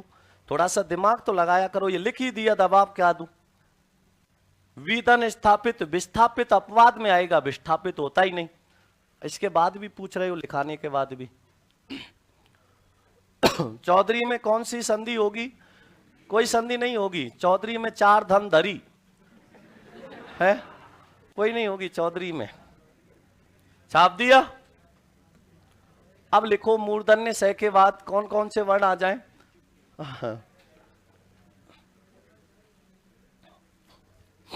यदि मूर्धन्य से के बाद, यदि मूर्धन्य से के बाद तय या थे वर्ण आ जाए तो, प्रदीप मांडा था 1 घंटे से दमादम कमेंट कर रहा है। पिछली साल संधि का कौन सा क्वेश्चन आया था? एक ही थोड़ी आया था, है? लिखो, यदि मूर्धन्य से के बाद तय या थे वर्ण आ जाए तो तय का टे और थे का ठे हो जाता है। यदि मूर्धन्य से के बाद तय या थे वर्ण आ जाए तो तय का टे और थे का ठे हो जाता है। आ रहा है समझ में? लिखो, जैसे दृश धन ती। देखो ध्यान से, मैंने लिखा दृश धन ती, क्या बनेगा? है क्या बनेगा? दृष्टि नहीं, दृष्टि। इसीलिए पूछा मैंने 3 बार। दृश्य होता है, दृश्य नहीं होता। अब मूर्धन्य से के बाद में तय आ रहा है तो इस तय का क्या हो जाएगा? तय हो जाएगा। और जब मिला के लिखेंगे तो क्या बनेगा? दृष्टि। तो दृश्य धनती क्या होगा? दृष्टि। और दृष्टि का मतलब क्या होता है? नजर है, आंख, अक्षी, नयन, चक्षु, नेत्र। और बूढ़ी काकी कहती ना, तेरे दीदे फूट जाए, तेरे दीदे नेत्र के पर्यायवाची हैं। तो दृश्य धमती दृष्टि। शिरिष धनती, शिरिष धनती क्या बनेगा? सृष्टि। सृष्टि माने होता है संसार। इसी प्रकार वृष धनती क्या बनेगा? वृष्टि। और वृष्टि का मतलब क्या होता है? बरसात होता है। तो दृश्य दंती दृष्टि, वृष दंती वृष्टि, शिरिष दंती सृष्टि। आ गया समझ में? आगे लिखो, कैसे बने, समझ आ गया? आगे लिखो, उत्कृष्ट धन तय। मूर्धन्य स के बाद में क्या आ रहा है? तय आ रहा है। तो तय का क्या हो गया? तय हो गया। मिला के लिखा तो क्या बना? उत्कृष्ट। उत्कृष्ट माने क्या है? श्रेष्ठ होता है। सृष्टि का मतलब संसार होता है। आकृष्ट धन तय।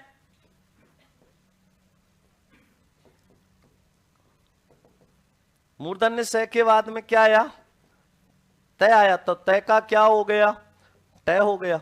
मिला के लिखा तो आकृष्ट। आकृष्ट का मतलब अपनी ओर खींचना होता है। तो आकृष्ट धन तय, आकृष्ट अपनी ओर खींचना। तो उत्कृष्ट धन तय, उत्कृष्ट, आकृष्ट धन तय, आकृष्ट। इसी प्रकार सस दंती,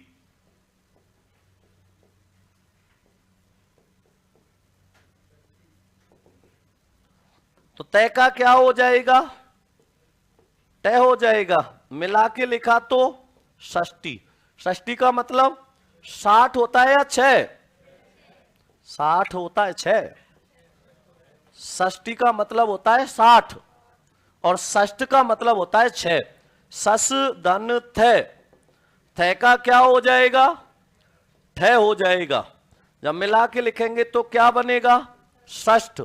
और षष्ठ का मतलब होता है 6। षष्ठ का मतलब 6 होता है और षष्ठी का मतलब 60 होता है।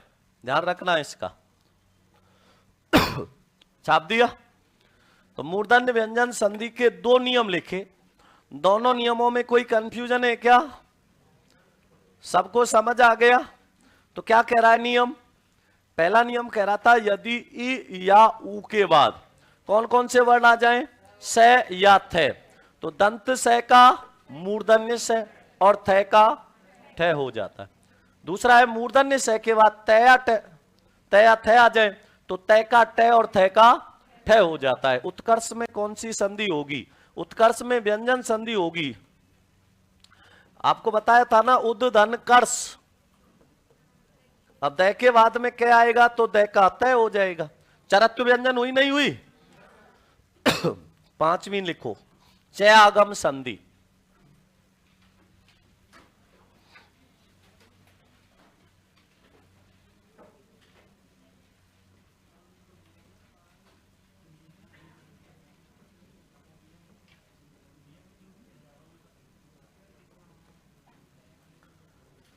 च आगम संधि। च आगम संधि क्या होती है? यदि किसी स्वर के बाद क्या आ जाए? 6 वर्ण आ जाए तो स्वर और 6 के बीच किसका आगम हो जाता है? च का आगम हो जाता है।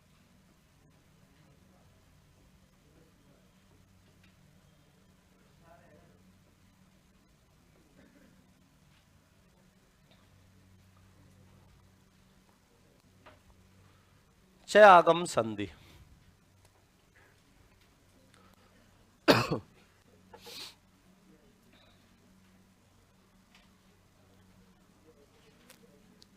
छाप दिया? लिखो, च आगम संधि। यदि किसी स्वर के बाद, यदि किसी स्वर के बाद 6 वर्ण आ जाए तो, यदि किसी स्वर के बाद 6 वर्ण आ जाए तो स्वर और 6 के बीच, स्वर और 6 के बीच च का आगम हो जाता है। स्वर और 6 के बीच च का आगम हो जाता है। अच्छणी कल बताई तो थी, अच्छ धन उहिनी।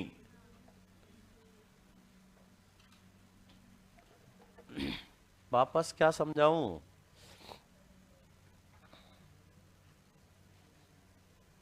सस दंत है, दंत से मूर्धन्य से के बाद में थ आया तो थ का ठ हो गया। सस दंत है, षष्ठ हो गया। लिख दिया? यदि किसी स्वर के बाद छह वर्ण आ जाए तो स्वर और छह के बीच किसका आगम हो जाता है? लिखो, जैसे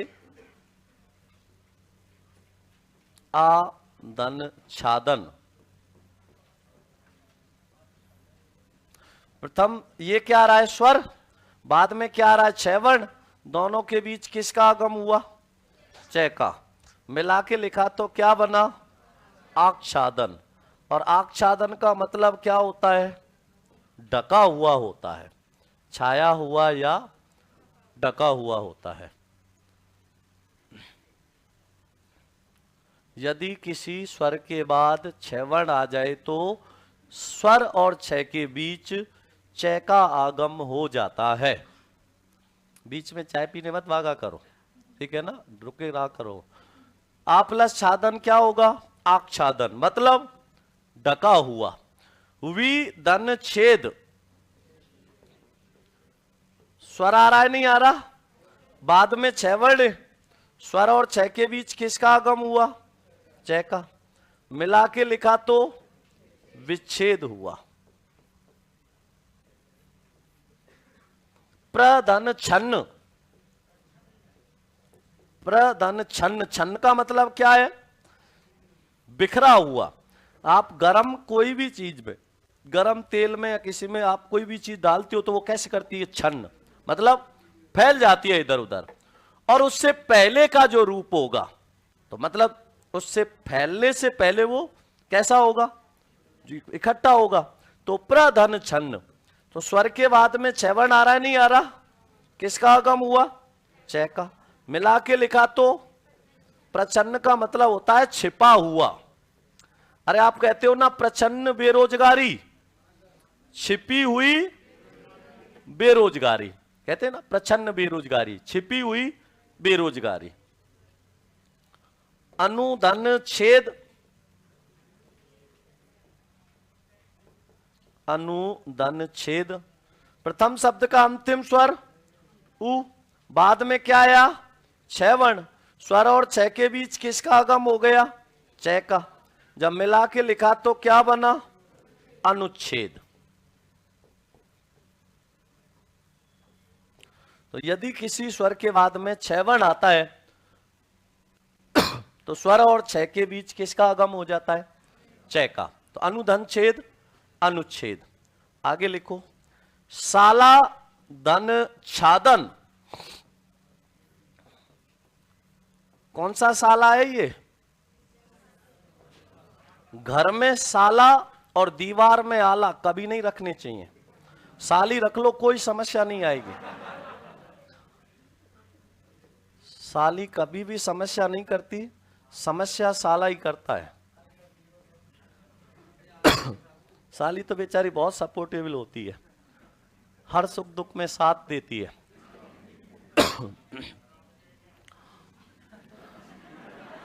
हैं?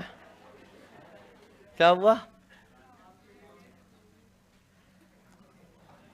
ये सच्चाई है। अब देखो, मेरे पास जोधपुर में मेरा साला आया और मैं 2 दिन पहले ही कपड़े खरीद के लाया। शुरू से ही मेरी आदत है, कपड़े अच्छे लोते हो महंगे आते। तो आते ही ठूस लिए उसने। नए जूते लाया 2 जोड़ी और 2 जोड़ी कपड़े लाया। एक अच्छे कंपनी के बढ़िया जूते कपड़े खरीदोगे 20-22 हजार में आएंगे। आते ही ठूस लिए, ले पहन के ही सो जाए बंदा, मेरा खून जले, लेकिन लुगाई का भाई है। उसके बाद में आपकी साली है क्या? हाँ, सीसरा मीणा है भैया। शुरू से ही मेरे साथ ही रह रही है बेचारी।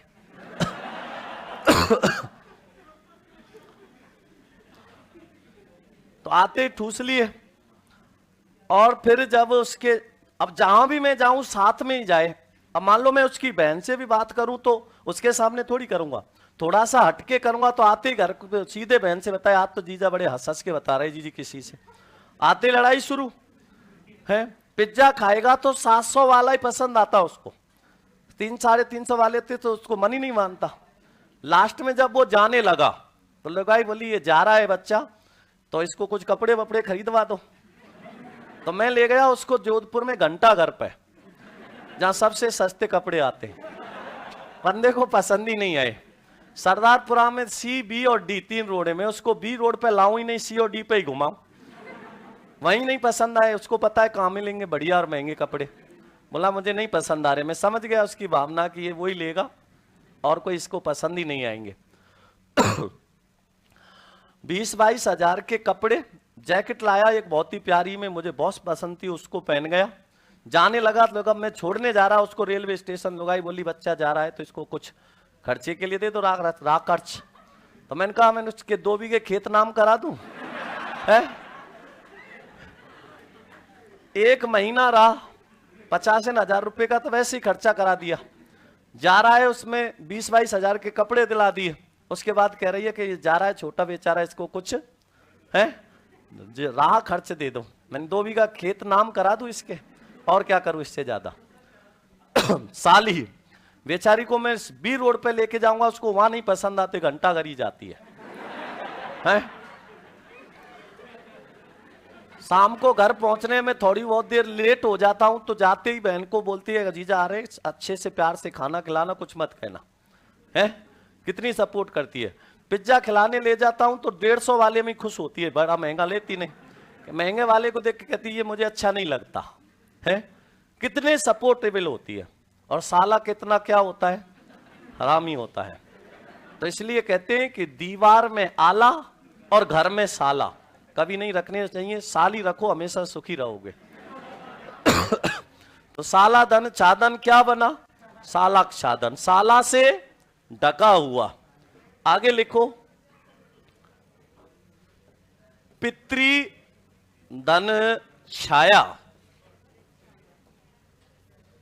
स्वर के बाद में क्या आ रहा है, छह वर्ण आ रहा है। तो स्वर और छह के बीच किसका आगम होगा, छह का। मिला के लिखा तो पितृक छाया।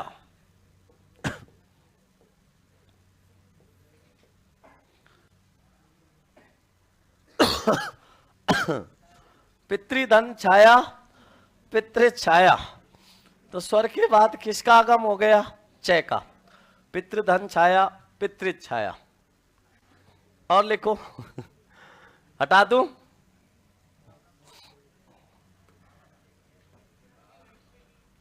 छाप दिया।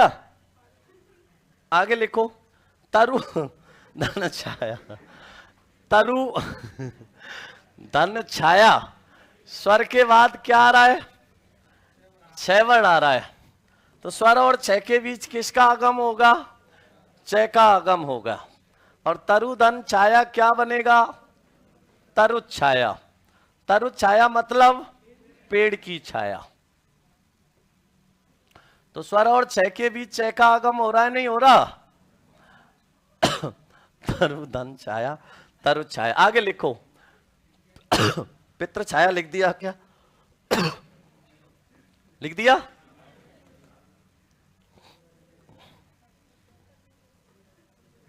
मातृधन छाया, मातृधन छाया।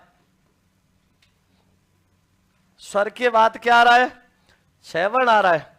तो स्वर और छह के बीच किसका आगम होगा, छह का। मिला के लिखा तो मातृ छाया, मातृधन छाया, मातृक छाया।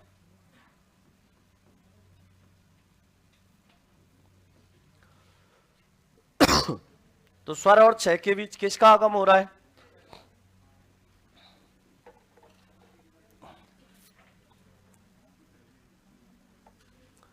तो तरुधन छाया, तरु छाया, और मातृधन छाया, मातृक छाया।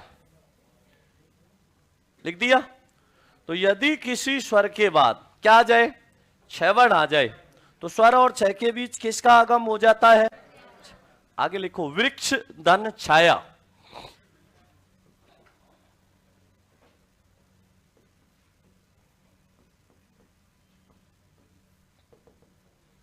क्या होगा, छह और स्वर के बाद छह आ रहा है, छह का आगम। मिला के लिखा तो वृक्ष छाया, वृक्ष की छाया। अब देखो प्रश्न कैसे पूछ सकता है कि वृक्ष छाया शब्द में कौन सी संधि है। वृक्ष छाया शब्द में कौन सी संधि है? तो विषय ध्यान रखना, इसमें यण संधि और व्यंजन संधि दोनों संधि हैं। वृक्ष का संधि विच्छेद करेंगे तो वृक्ष का संधि विच्छेद होगा ऊधन वृक्ष। क्या होगा? ऊधन वृक्ष होगा। अब देखो ऊ के बाद में क्या रहा है? असमान स्वर, तो ऊ का क्या हो जाएगा? वह हो जाएगा। और जब भी किसी स्वर से व्यंजन बनेगा तो अधूरा बनेगा, तो ऊ का बना वह, आगे क्या रहा है? वृक्ष। और वह में जब री मिली तो वह कैसा हो गया? पूरा। और श का श लिख दिया, वृक्ष बना नहीं बना। यहां कौन सी संधि है? कौन सी संधि है? यण संधि है कि नहीं? और स्वर के बाद में छ वर्ण आने पे च का आगम हो गया, तो कौन सी संधि? व्यंजन संधि। तो दोनों संधि है कि नहीं? तो वृक्ष छाया शब्द में कौन सी संधि है पूछ के विकल्प दे सकता है। यण और व्यंजन, व्यंजन और यण, यण और स्वर, स्वर और यण। आया समझ में? तो एक ही शब्द में कई कई संधि होती है, आपको ध्यान रखना है कि वो पूछना कैसे चाह रहा है। ठीक है ना? छाप दो। तो वृक्ष धन छाया क्या होगा? वृक्ष छाया, वृक्ष की छाया।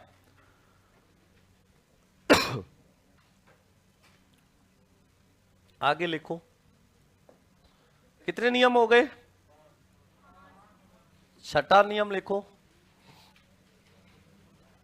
ऋण की संधि। किसकी संधि? ऋण की संधि।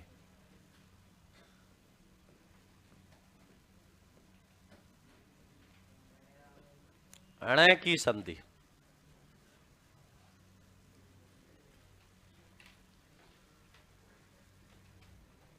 ऋण की संधि। देखो ऋण की संधि में क्या होता है? री, रे और से के बाद, री, रे और से के बाद कहीं भी क्या आ जाए? न आ जाए। इस न का क्या हो जाता है? अणे हो जाता है। छाप दो।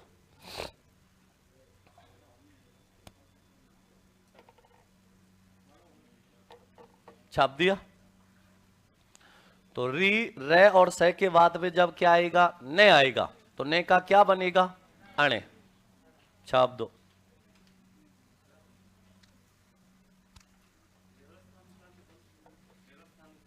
व्यवस्थानुसार में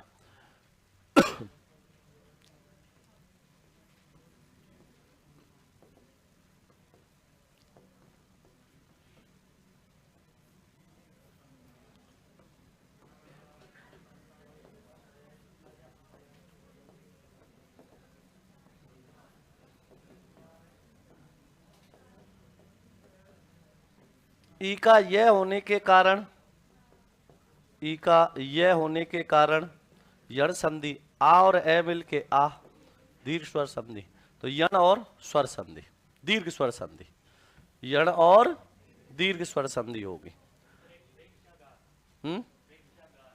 प्रेक्षागार होता है, प्रेक्षा धन आगार। आगार कहते हैं डिपो को, डिपो को हिंदी में क्या कहते हैं? आगार। अंग्रेजी में इसको डिपो कहते हैं, हिंदी में इसको आगार कहते हैं। आगार का मतलब होता है स्थान। प्रेक्षा धन आगार। अब इसमें दो संधि हैं। प्रेक्षा का होगा प्र धन ईक्षा, आ और ई मिलके ए, गुण संधि। और आगे क्या आ गया? आगार। आ और आ मिलके आ हो गया दीर्घ, तो गुण और दीर्घ स्वर संधि।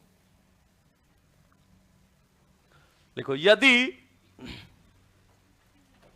यदि री, रे और से के बाद,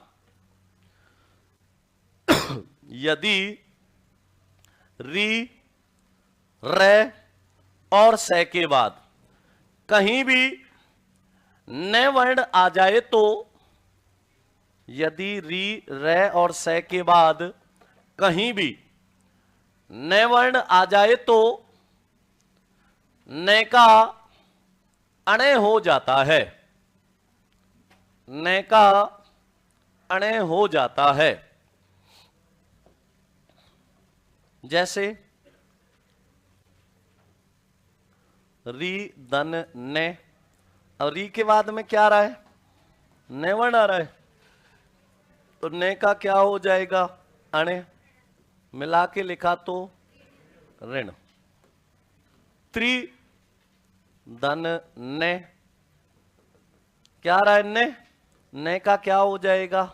अणे, क्या बना? तृण। तृण माने होता है तिनका।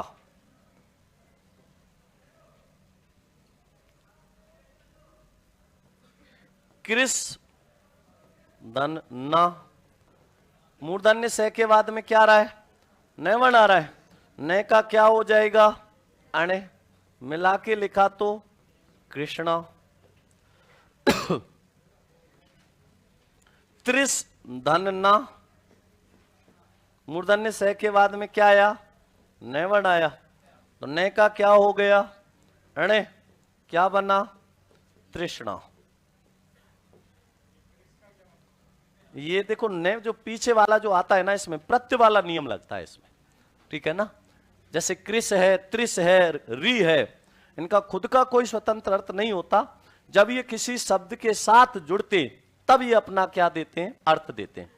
जैसे आप प्रत्यय पढ़ोगे तो प्रत्यय का खुद का कोई अर्थ नहीं होता, जब जुड़ता है किसी शब्द से तब वो क्या देता है? अर्थ। तो इसलिए ये जैसे आपने लिखा था सृष्टि, दृष्टि, तो उसमें जो ती आ रहा था वो कौन से नियम लग रहे थे? आपके विभक्ति वाले, तीते अमती सीते तय आनी आवे आम, तो वो नियम लगता है।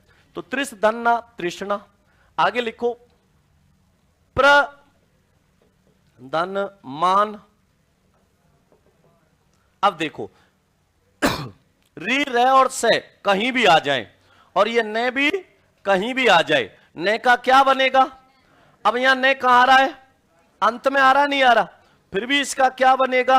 अणे बनेगा। और प्रधन मान क्या बनेगा? प्रमाण।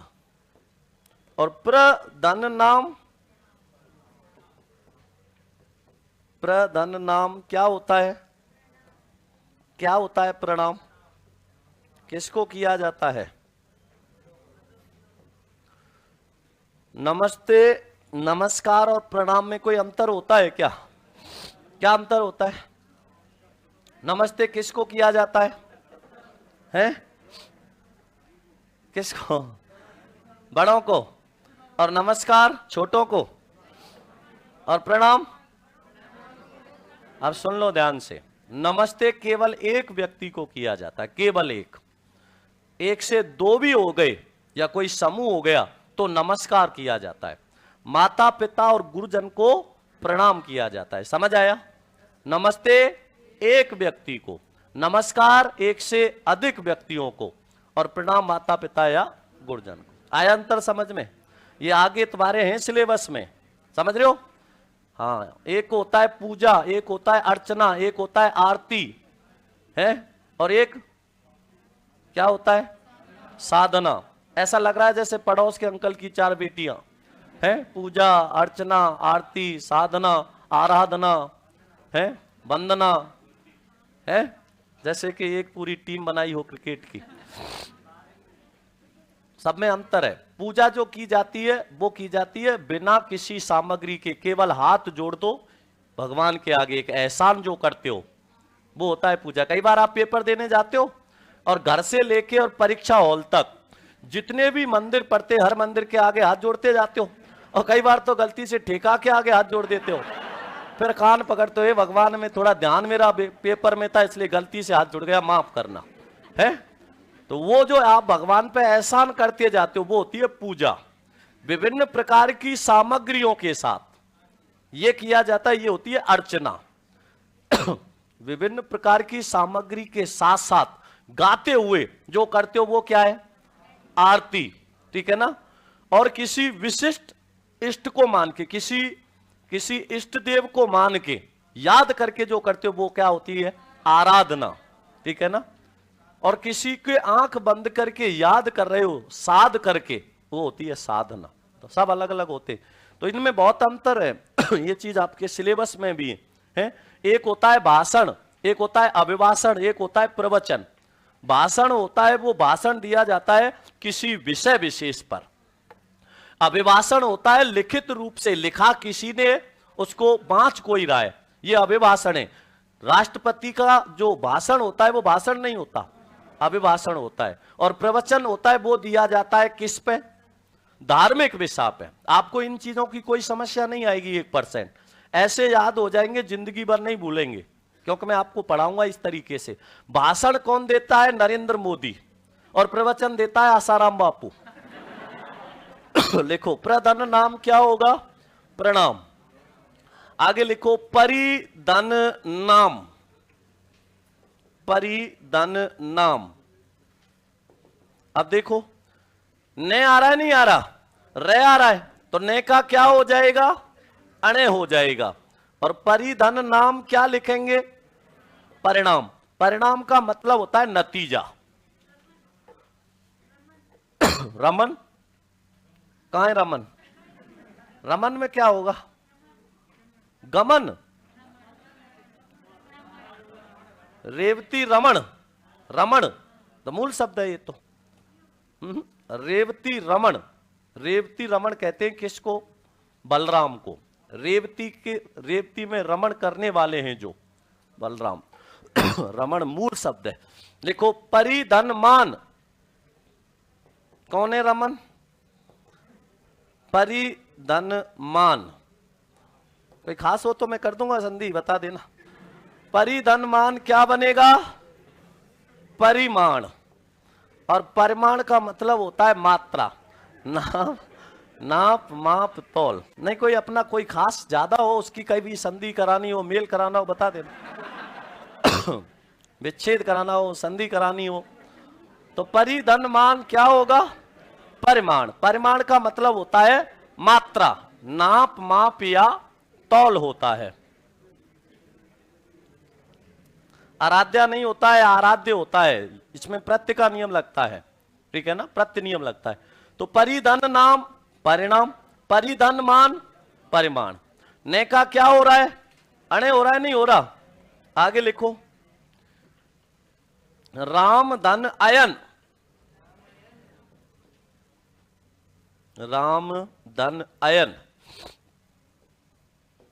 अब देखो रे कहां आ रहा है? शब्द के प्रारंभ में। और ने कहां आ रहा है? शब्द के अंत में। फिर भी इसका क्या बन रहा है? अणे बन रहा है। तो मिला के लिखा तो क्या बना? रामायण। क्या बना?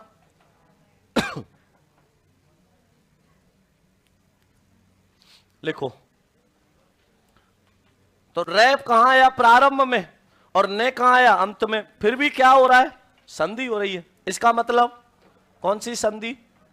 लिखो रामायण शब्द में 3 संधि होती हैं, विशेष करके लिखो, विशेष, विशेष करके लिखो। रामायण शब्द में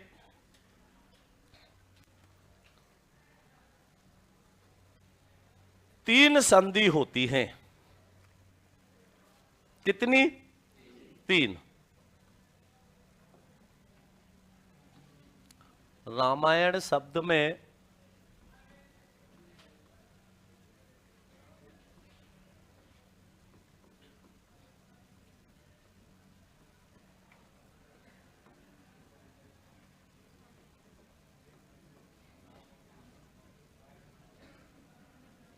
तीन संधि होती हैं।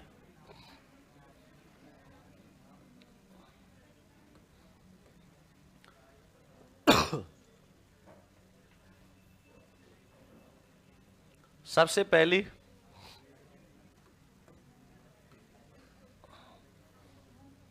दीर्घ स्वर संधि। कौन सी? दीर्घ स्वर संधि। राम धन अयन, राम धन अयन। प्रथम शब्द का अंतिम स्वर ए, दूसरे शब्द का प्रथम स्वर ए और ए मिलके आ। कौन सी संधि? दीर्घ स्वर संधि। तो राम धन अयन क्या हो गया? रामायण।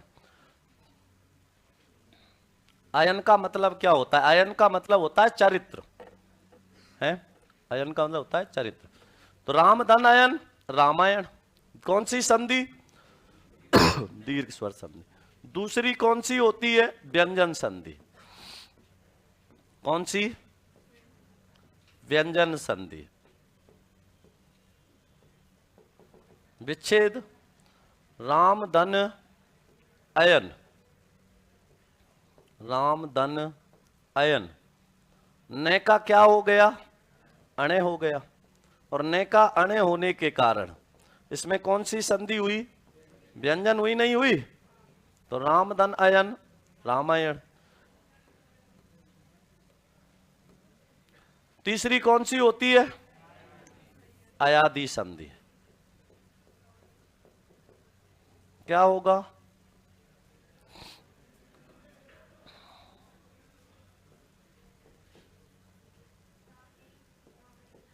अयादि स्वर संधि।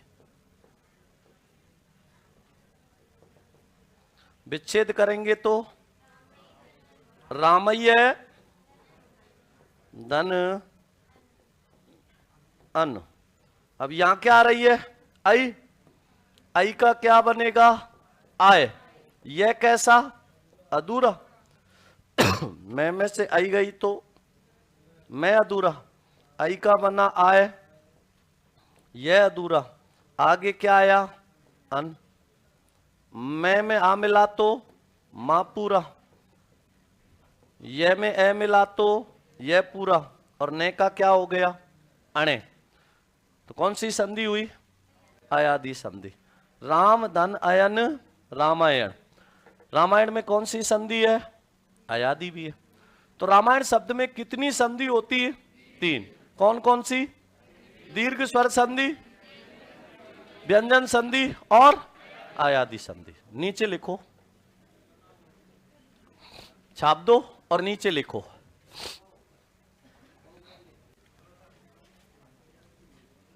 छाप दिया? यदि विकल्प में तीनों संधि आ जाए तो, यदि विकल्प में तीनों संधि आ जाए तो दीर्घ स्वर संधि को प्राथमिकता देनी है। यदि विकल्प में तीनों संधि आ जाए तो दीर्घ स्वर संधि को प्राथमिकता देनी है। और यदि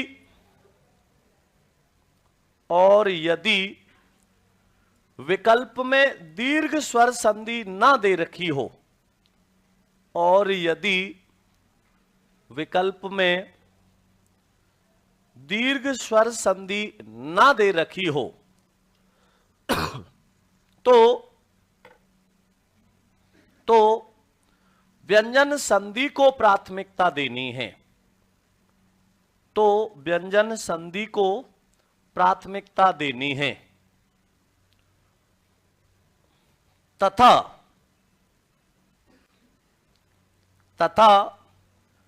विकल्प में दीर्घ और व्यंजन तथा विकल्प में दीर्घ और व्यंजन दोनों ही ना दे रखी हो, तथा विकल्प में दीर्घ और व्यंजन दोनों ही ना दे रखी हो तो अयादि संधि करनी है। तो अयादि संधि करनी है। आ गया समझ में?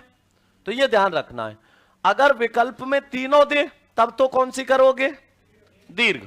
अगर विकल्प में दीर्घ नहीं है तो व्यंजन। और जब दीर्घ और व्यंजन दोनों ही नहीं है तो समझ आ गया? तो आज के लिए बहुत बहुत धन्यवाद।